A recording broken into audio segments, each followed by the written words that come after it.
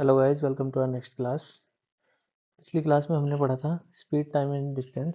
Start किया था, हमने देखा था कि इनमें आपस में क्या रिलेशन होते हैं, फॉर्मूलाज और किस किस टाइप के क्वेश्चंस आते हैं। कुछ टाइप हम देख चुके थे। अभी हमारी सेकंड क्लास है स्पीड, टाइम एंड डिस्टेंस की। इसमें हम कुछ क्वेश्चंस लेके आए हैं जो एग्जाम्स में आते हैं जिस टाइप के, तो उनको हम शॉर्ट ट्रिक से करेंगे। ठीक है, कन्वेंशनल मेथड या जो आप मतलब पहले स्कूल में यूज़ करते थे वो तो आपको पता ही होगा, वो आप कर ही सकते हो, बेसिक फार्मूलाज।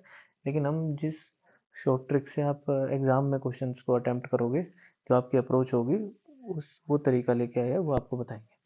तो 3 से 4 क्वेश्चन है जो मैं कराने जा रहा हूँ इस क्लास में। तो देखिए, एक क्वेश्चन है जो जनरली पूछा जाता है इस टाइप के क्वेश्चंस।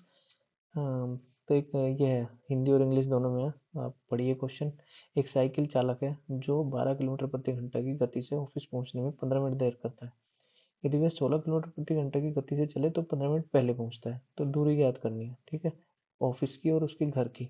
ठीक है, a cyclist travels at 12 kilometre per hour and reaches office 15 minutes late. If he travels at 16 kilometre per hour, he reaches 15 minutes early. Find the distance.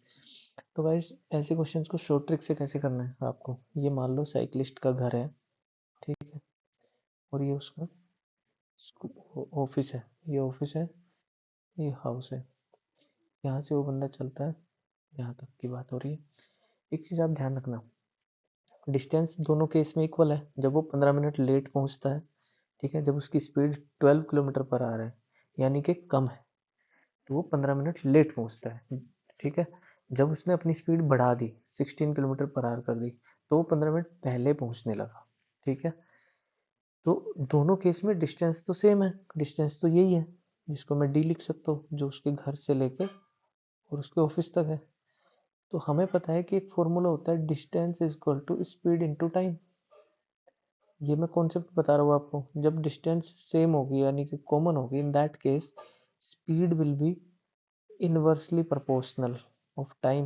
That means you can say कि speed is व्युत्क्रमानुपाती of time. Time के व्युत्क्रमानुपाती या inversely proportional होगी। इसका मतलब है कि अगर टाइम इंक्रीज होगा तो स्पीड डिक्रीज होगी, और अगर टाइम डिक्रीज होगा तो स्पीड इंक्रीज होगी, वाइस वर्सा।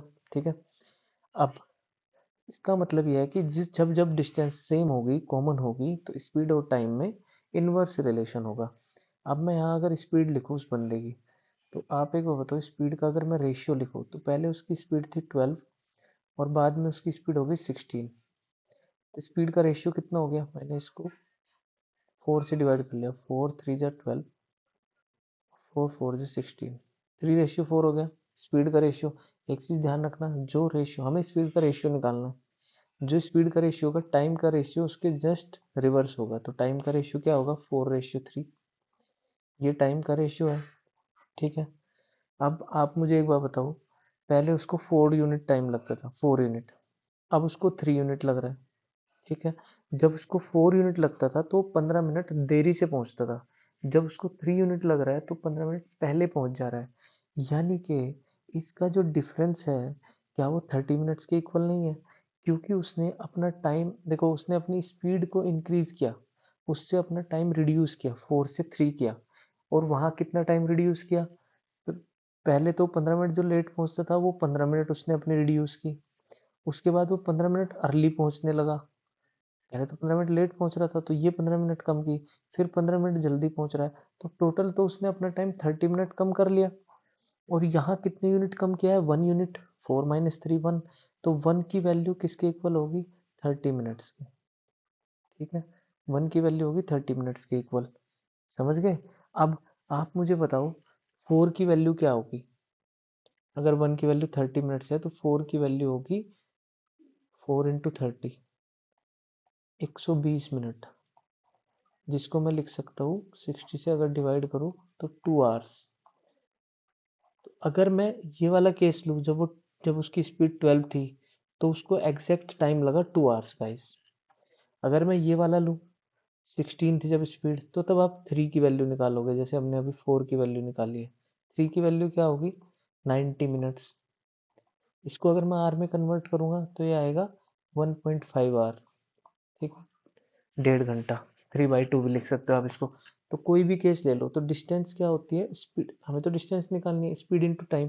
तो अगर हम ये वाला केस ले, कौन से वाला भला, जस्ट ए सेकंड गाइस, अगर हम लेते हैं ये वाला,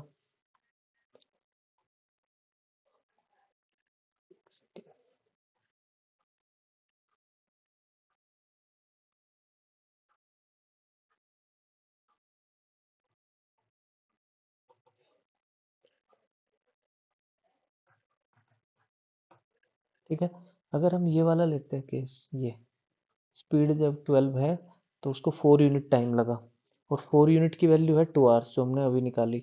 तो डिस्टेंस क्या हो जाएगी, स्पीड 12 है तो उसको 4 यूनिट टाइम लगा, यानी कि 2 घंटे, तो 24 किलोमीटर की डिस्टेंस। दूसरे केस में यहाँ क्या हुआ, वही सेम डिस्टेंस हम यहाँ से भी निकाल सकते हैं। जब उसकी स्पीड 16 किलोमीटर पर आवर है तो उसको 3 यूनिट टाइम लगा। 3 यूनिट का मतलब क्या है, 1.5 घंटा, यानी कि 3/2, ये 24, तो ये 24 की सेम है ये। तो ऐसे क्वेश्चन में आपको क्या करना है गाइज, मैंने बता दिया, आपको हमेशा स्पीड का रेशियो लिख लेना है, ठीक है, जो भी आएगा। टाइम का रेशियो उसका हमेशा उल्टा होगा। फिर आप इसका डिफरेंस, जो भी उसने टाइम, पहले वो लेट जाता था अब जल्दी जाने लगा, वो टोटल टाइम ऐड कर लेना, ठीक है, T1 + T2। यहाँ से कंपैरिजन करना, 1 की जो वैल्यू आएगी, फिर आप यहाँ से y की वैल्यू निकाल लेना और x की निकाल लेना। अगर आप y की निकालोगे तो उसे इसमें मल्टीप्लाई कर दोगे, यहाँ x की निकालोगे तो उसे यहाँ मल्टीप्लाई कर दोगे, ये दोनों डिस्टेंस ही आएगी और कुछ नहीं, ठीक है। ऐसे करना, एक शॉर्ट ट्रिक है, मैंने आपको समझा दिया। अब हम दूसरा क्वेश्चन करते हैं। एक ट्रेन इतनी स्पीड से चलती है तो 1 घंटा लेट पहुंचती है, और जब वो इतनी स्पीड से चलती है तो वो समय पर पहुंचती है, ठीक है।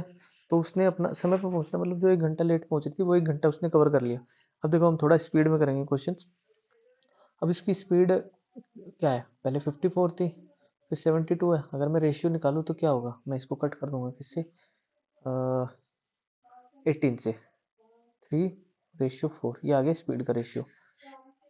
टाइम का रेशियो क्या है, 4/3। कितना टाइम कम हुआ, 1 यूनिट। वहाँ कितना कम हुआ, 1 घंटा। 1 यूनिट मतलब 1 आवर के बराबर है, ठीक है। तो पहले केस में देखो, 4 यूनिट की वैल्यू क्या होगी, 4 आवर्स, यानी कि जब उसकी स्पीड 54 किलोमीटर पर आवर थी तब उसको टाइम 4 आवर लगा। तो डिस्टेंस क्या हो जाएगी, 54 स्पीड इंटू टाइम, 4 आवर। 4 की वैल्यू 4 ही है तो हम यही रख देंगे, हम ये वाली रखेंगे, ऐसे में से ये नहीं रखेंगे, तो यूनिट्स है, हम इसको कंपेयर करेंगे, ठीक है। फिर 4 की वैल्यू अब 4 ही आई, 216 किलोमीटर इसका आंसर होगा। ऐसे आप निकाल लो, तो आप किसी भी केस से निकाल सकते हो, या इसको ले लो या इसको ले लो, वो मैंने पहले आपको समझा ही दिया था। तीसरा क्वेश्चन अभी देखते हैं कैसे हम, इसमें क्या है कि स्टॉपेज वाला क्वेश्चन है, कि एक ट्रेन है, देखो आप क्वेश्चन देखो, it covers 480 kilometre at 80 kilometre per hour without stoppages and 64 kilometre with stoppage. तो एक बार वो बिना स्टॉपेज के जा रही है गाड़ी, तब उसको कितना टाइम लगता है, तो टाइम विदाउट स्टॉपेजेस, विदाउट, ये डब्ल्यू मतलब विदाउट स्टॉपेज, जब वो बस रुकी नहीं कहीं भी, ट्रेन सॉरी, तो उसको लगा डिस्टेंस अपॉन स्पीड, टाइम कितना लगा, 480 किलोमीटर गई, वो किस स्पीड से गई, 80 की स्पीड से, तो उसको लगा 6 आवर्स। और जब वही ट्रेन विद स्टॉप, ये तो थी विदाउट स्टॉपेज, और विद स्टॉपेजेस वो गई, तो उसको रुकती रुकती गई, तो 480 किलोमीटर उन्हें कितनी स्पीड से गई, वो 64 किलोमीटर पर आवर की स्पीड से, तो टाइम कितना लगा, इसको हम कर देंगे 15/2 आवर्स। कितने घंटे लगे उसको, 4.5 घंटे, ठीक है। अब मुझे बताओ, यहाँ से जब वो स्टॉपेज लेके जा रही है तब उसको 7.5 आवर लग रहे हैं, और जब बिना स्टॉपेज के जा रही है 6 आवर लग रहे हैं, तो डिफरेंस कितना आया, ठीक है। स्टॉपेजेस ने कितना टाइम लिया, ठीक है, तो टाइम टेकन,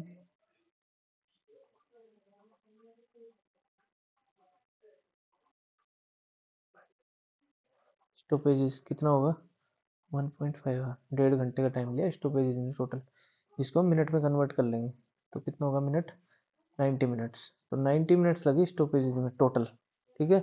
और एक स्टॉपेज में कितना टाइम लगता है, 4 मिनट का टाइम लगता है, ठीक है। तो नंबर ऑफ स्टॉपेज क्या हो जाएगा, नंबर ऑफ स्टॉपेज हो जाएगा, टोटल टाइम जो स्टॉपेज में लगा 90 मिनट डिवाइड बाई जो एक स्टॉपेज में टाइम लगा 4 मिनट, इसे कर देंगे।